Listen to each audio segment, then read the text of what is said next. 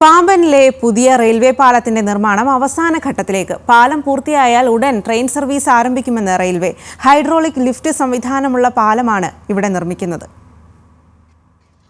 രാജ്യത്തിന്റെ പ്രധാന തീർത്ഥാടന ടൂറിസം കേന്ദ്രമായ രാമേശ്വരത്തേക്കുള്ള പുതിയ റെയിൽവേ പാലമാണ് നിർമ്മാണത്തിന്റെ അവസാന ഘട്ടത്തിലെത്തിയത്.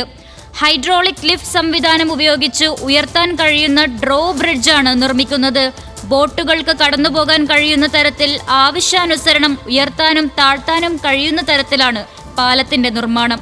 2 കിലോമീറ്റർ നീളമുള്ള പാലത്തിന്റെ അവസാന 500 മീറ്ററുകളാണ് ഇനി പൂർത്തിയാക്കാനുള്ളത്. ഏറ്റവും മികച്ച അസംസ്കൃത വസ്തുക്കളാണ് പാലത്തിന്റെ നിർമ്മാണത്തിന് ഉപയോഗിച്ചിരിക്കുന്നതെന്ന് അധികൃതർ ദേശീയ വാർത്താ ഏജൻസിയോട് പ്രതികരിച്ചു. പാലത്തിന്റെ നിർമ്മാണം പൂർത്തിയായാൽ രാമേശ്വരത്തേക്കുള്ള ട്രെയിൻ സർവീസ് പുനരാരംഭിക്കുമെന്ന് റെയിൽവേയും വ്യക്തമാക്കി. ഗുണനിലവാര സുരക്ഷാ പരിശോധനകൾക്ക് ശേഷമായിരിക്കും സർവീസ് ആരംഭിക്കുക. 2020 പാലത്തിന്റെ നിർമ്മാണം ആരംഭിച്ചത്. National desk, news Malayalam.